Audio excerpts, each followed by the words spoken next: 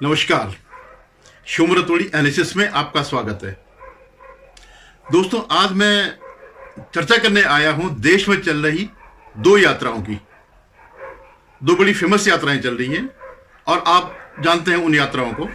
एक यात्रा को तो कम से कम आप जानते ही होंगे, वो है राहुल गांधी की, जो ईस्ट से वेस्ट। पिछली बार उन्होंने साउथ टू नॉर्थ करी थी, अब की बार जो है उनकी जो यात्रा है ईस्ट टू वेस्ट है। और उसको पिछली बार इस यात्रा का नाम था भारत जोड़ो यात्रा। इस बार उन्होंने न्याय उसमें जोड़ दिया है, भारत जोड़ो न्याय यात्रा। और दूसरी यात्रा जो चल रही है वो तमिलनाडु में चल रही है। जो तमिलनाडु के बीजेपी के अध्यक्ष है के अन्नामलाई, उनकी यात्रा चल रही है एन मन एन मक्कल, यानी मेरी भूमि मेरे लोग। तो ये इनकी जो है बीजेपी का प्रचार प्रसार और तमिल गौरव को उसको उठाने के लिए, उसको बढ़ाने के लिए, और जो नॉर्थ और साउथ का जो गैप है जिसे द्रविड़ पार्टियां फैलाती हैं, उसको बढ़ाती हैं, उसको जो है उसके बीच पुल बनाना है।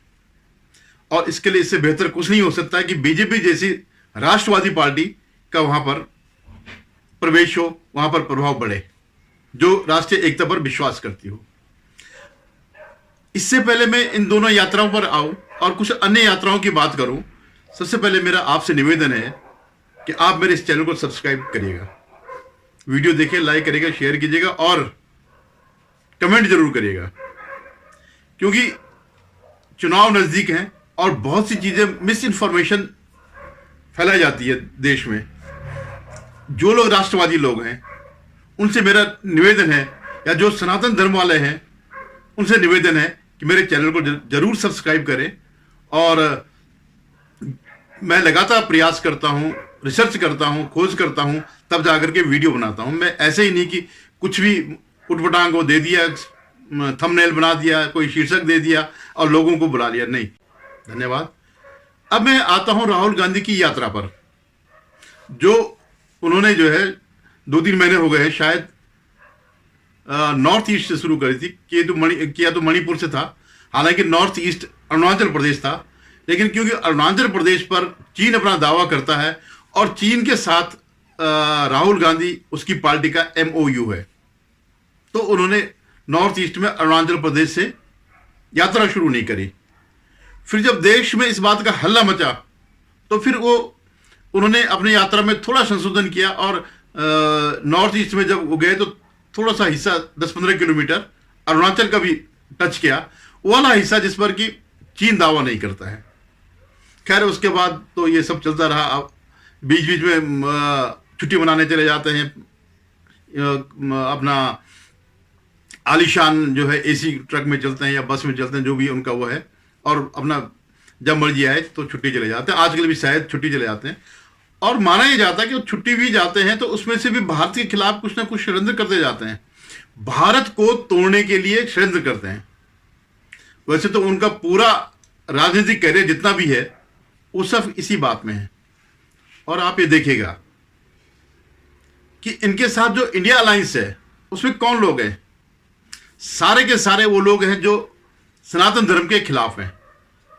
जो DMK, जहां अन्नामलाई यात्रा कर रहे हैं, वहां जो उनका स्टालिन जो अध्यक्ष है, उसका बेटा उदयनिधि स्टालिन जो है, क्या कह रहा था, सनातन धर्म को एरेडिकेट किया जाए, यानी सनातन धर्म को खत्म किया जाए। भले ही बाद में उसने वो किया, काफी सफाई हुआ भी देने लग गया जब मामला तूल पकड़ गया। लेकिन उसके इस बयान पर इंडिया अलायंस वालों ने किसी ने कुछ वो नहीं किया, प्रतिक्रिया व्यक्त नहीं करी, उसका खंडन नहीं किया, निंदा नहीं करी। और तो और जो इनका मल्लिकार्जुन खड़गे जो अध्यक्ष है, उनका बेटा खुद यही बात करता है। ऐसे ही कई लोग इनके साथ हैं। तो ये जो भारत जोड़ो के नाम पर भारत तोड़ो यात्रा जो चल रही है राहुल गांधी की, उसका परिणाम ये हो रहा है कि जो इसकी पार्टी के लोग हैं उन्होंने देख लिया भैया ये इसके बस की कुछ नहीं है, तो जहां जहां से गुजर रहा वहां वहां से पार्टी के नेता टूट रहे हैं। जैसे आपने देखा को बरसात में जो है पेड़ से पत्ते अपने आप गिरते हैं, ऐसे इसकी न्याय यात्रा में पार्टी से अलग हो रहे हैं और हर जगह विद्रोह चल रहा है। क्योंकि ये सनातन धर्म के खिलाफ है। तो सनातन को जो मानने वाले हैं बहुत बड़ा वर्ग है, इवन तमिलनाडु में भी है, पूरे पूरे भारत में जो है 80 करोड़ लोग तो है ही हैं, 80 करोड़ या 100 करोड़ जितने भी हो गए होंगे, तो इतने लोग तो हैं। भले वो ना हो कि एकदम के सारे पूजा पाठ करने वाले ना हो, लेकिन है तो रूट तो उनका वही है। जब भी इवन अगर कम्युनिस्ट भी अगर कोई वो करेगा अपने घर में शादी ब्याह बच्चे का मुंडन ये सब करेगा तो सारी वो क्रियाएं करता है, भले अपने को जो है अशिष्ट कहे, या उनके पिता का अगर माता पिता किसी बुजुर्ग की अगर डेथ होती तो वही कर्म करते हैं, वही कर्म कांड करते हैं जो आम हिंदू करता है। लेकिन कहते हैं नहीं मेरा इससे मतलब नहीं है, मैं तो इनके लिए कर रहा हूं। तो खैर मैं राहुल गांधी पर आता हूं। हर जगह क्या है, क्योंकि राहुल गांधी को पूरे सनातन धर्म ने तिरस्कृत कर दिया है। वो समझ गए हैं कि ये सिर्फ इस्लामिक उसको जो है तरजीह देता है, और इसका खानदान भी जो है मुस्लिम समाज को ही तवज्जो देता है, उनके लिए ही काम करता है। तो ये जब इसने देख लिया कि हिंदू मुझसे अलग हो गए, तो फिर उसने जो है जातियों में तोड़ना शुरू कर दिया। आजकल उसने रट्टा मार रखा कि जो है जैसे हर मर्ज की दवा हो जातिगत जनगणना। आपको एक्सरे करना है तो जातिगत जनगणना हो गया, MRI करनी हो तो जातिगत जनगणना हो गई। मतलब मूर्खता की अगर कोई सीमा है तो ये है। और वो सोच रहा है कि मैं इससे मुझे वोट मिलेंगे, जबकि इनके सामने ही भाई 60-65 साल तक तो इनकी सत्ता रही, और इनके सामने जातिगत जनगणना हुई थी 2011 में, जिसको आज वो लेके कर रहा। लेकिन हर जगह की कितने लोग हैं, तुम्हारे पास पावर है लेकिन तुम बाहर हो और सत्ता में नहीं हो, तो भाई तुम क्यों फिर सत्ता में हो? तुम क्यों सत्ता के लिए लड़ रहे हो? क्यों नहीं इस समाज से कर रहे हो? या विदेशों में जाकर के, या अपनी यात्राओं में कि अलग अल्पसंख्यकों को अलग करने का इस ढंग का जो है ये भारत तोड़ो यात्रा वो कर रही है। और इनके कार्यकर्ता समझ गए कि भैया इसके साथ डूबना निश्चित है, और वो अलग हो गए, धीरे धीरे टूट रहे हैं। जिनको नहीं लिया जा रहा है किसी पार्टी में वो वहां पर है। अब मैं तमिलनाडु की बात करता हूं। अगर सनातन संस्कृति अगर कहीं है तो वो दक्षिण भारत में, क्योंकि उत्तर भारत के सारे जितने भी मंदिर थे वो तो सब मुगलों ने तोड़ दिए थे, या उससे पहले जो लोधी और गुलाम खिलजी ये सब जितने वंश थे जो वहां से आए थे, तुर्की से आए थे या अरब से आए थे, ये तो इन्होंने तोड़ दिए थे। बाकी जो कुछ कमी बेच रही हो औरंगजेब ने वो कर दिया। लेकिन साउथ में जो है फिर भी ये लोग नहीं जा पाए। एक आध बार शायद मलिक कफूर गया था, उसने थोड़ा बहुत तोड़ फोड़ करी थी, और टीपू सुल्तान जरूर वहां पे रहा जो एंटी हिंदू था। तो कमोवेश जो है सबसे ज्यादा मंदिर आज भी साउथ में है। और आप मंदिर, क्योंकि अब तो बहुत साल हो गए, लेकिन मंदिरों की व्यवस्था जो है वो एक पूरी आर्थिक व्यवस्था थी। ये नहीं है कि मंदिर में कोई महंत बैठा वो कमाई करेगा, नहीं, पूरा समाज उससे जुड़ा था। उसके जैसे क्या होता था, राजा लोग जो है किसी मंदिर को जमीन अलॉट कर देते, तो उस जमीन में उस मंदिर में जो लोग काम करते वो सब उनका पेट जो है उसी उससे भरता था। उसमें कोई ये नहीं कि ब्राह्मण है या वो है। उस मंदिर में काश्तकार भी रहते थे, और भी लोग जितने भी रहते थे जो भी उसकी सेवा में लगे रहते, सबका वो उसमें था। तो जब से द्रविड़ राजनीति का उदय हुआ तब से उन्होंने एंटी सनातन, विशेषकर सवर्णों के खिलाफ एक अभियान चलाना शुरू कर दिया। और ये इस कदर हो गया कि कभी कभी इनके जो लोग हैं पृथक दक्षिण भारत की बात करते हैं। तो इस बीच जो है आप ये समझिए 67 तक शायद कांग्रेस का इसमें राज रहा। तब तक कांग्रेस ऐसी पार्टी नहीं थी, अखिल भारतीय थी। लेकिन उसके बाद से जो है कांग्रेस का पतन हो गया।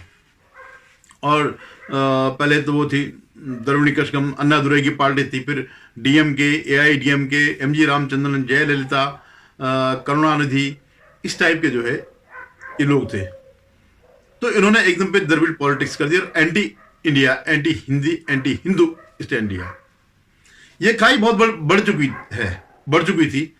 तो इसको जो है अकेले जब प्रधानमंत्री मोदी जी ने इस बात को समझा, तो लगातार पिछले 3-4 सालों से वो तमिल और हिंदू संस्कृति को जोड़ रहे हैं। दक्षिण भारत में जाकर के उनको उत्तर भारत से जोड़ रहे हैं।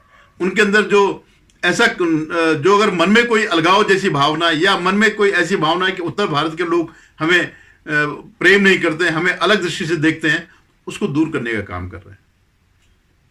काशी तमिल इस टाइप के आपने देखो कई बार वहां से सिंगौल लाए उस पे संसद पे, और जो चोल वंशों का वो था, और ऐसे ही जो है वहां के इतिहास के बारे में, वहां के साहित्य के बारे में वो खुद कहते हैं मुझे तमिल नहीं आती, लेकिन जो है वो कहते हैं अगर मुझे तमिल आती तो मैं सौभाग्यशाली होता। तमिल सबसे पुरानी लैंग्वेज है, जैसे संस्कृत है वैसे ही है। तो जो काम, जो टास्क मोदी जी ने अन्नामलाई को दिया, अन्नामलाई उसे पूरा कर रहे हैं। और आप यह मत समझिए कि वहां कोई बहुत अच्छा चल रहा है, वहां गरीबी बिल्कुल वैसी है जैसे वेस्ट बंगाल में। और अगर आपको याद होगा तो साउथ के राज्य ऐसे थे जिन्होंने फ्री का शुरू किया था, अन्ना रसोई हो गई, अम्मा रसोई या कुछ ऐसा करके, साड़ियां देना, साइकिल देना, पंखा देना, इस टाइप की राजनीति। तो उन्होंने जो है ये किया। ठीक है, गरीबों को लिए कुछ ना कुछ मिलना चाहिए, लेकिन गरीबों को गरीब नहीं रखना है, गरीबों का उत्थान करना है। ये तभी हो सकता है जब पूरा सामंजस्य हो, आर्थिक गतिविधियां बढ़े। ये नहीं कि आपने केवल चेन्नई को ही वो कर दिया, एक आर्थिक सेंटर बना दिया, नहीं, पूरे राज्य में कई सेंटर होने चाहिए, डिसेंट्रलाइजेशन होना चाहिए। नए नए जो उद्योग आते हैं वो अलग जगहों पे लगने चाहिए। और अब तो इस सरकार ने कई कनेक्टिविटी इतनी बढ़ा दी कि जगह जगह एयरपोर्ट हो रहे हैं, जगह ट्रेन जो है डेडिकेटेड ट्रेन भी चल रही है, फ्रेट ट्रेन टाइप के। तो अन्नामलाई के तमिलनाडु में इस अभियान से वहां पूरा मंथन हो गया है, हलचल बढ़ गई है, उनके पीछे लोग पागल हो रहे हैं, गरीब लोग, उनको अपना बीच का एक आदमी लग रहा, क्योंकि जो तमिल नेता है वो तो एलिट वर्ग में आ गए, अब वो जनता के बीच थोड़ी जाते हैं। अब तो क्योंकि परिवारवादी हैं, करुणानिधि का बेटा स्टालिन, स्टालिन का बेटा उदयनिधि स्टालिन, बहन कन्नीमोजी।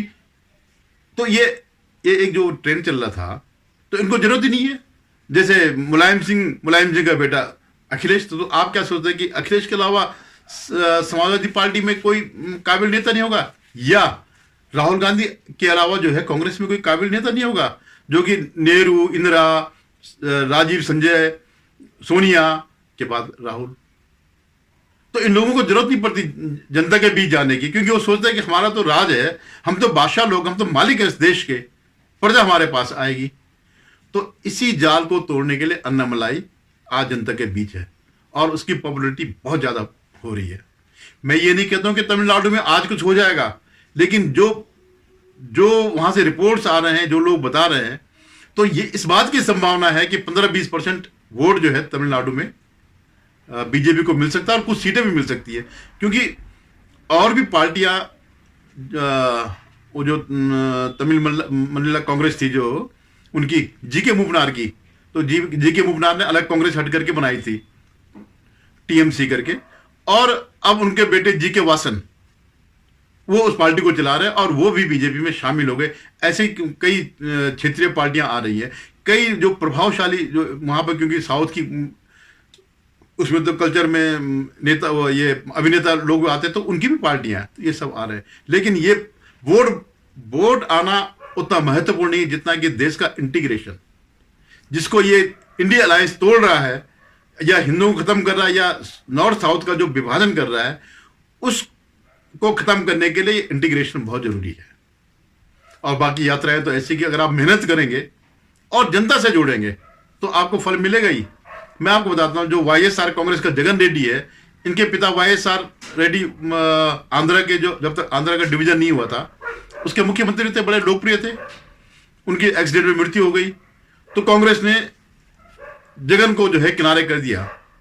तो जगन रेड्डी ने लगातार ऐसे, जैसे अन्नामलाई जनता के बीच है घूम रहा, वैसे उन्होंने शायद साल भर तक यात्रा करी, और फिर जो है आंध्र प्रदेश की सत्ता प्राप्त करी। लगातार 2 बार हो गया, अब तीसरी बार का क्या होता है ये पता नहीं है। लेकिन अगर आप दिल से जुड़ो तो ये फल मिलता है, लेकिन आपका दिल सच्चा होना चाहिए, आपकी नीयत जो है नेक होनी चाहिए। आप देखिएगा, ये बड़ा दिलचस्प होगा 2024 के जो चुनाव में साउथ का क्या रोल होता है। धन्यवाद। एक बार पुनः निवेदन है कि मेरे इस चैनल को सब्सक्राइब करिएगा, नेक्स्ट वीडियो लेके आऊँगा।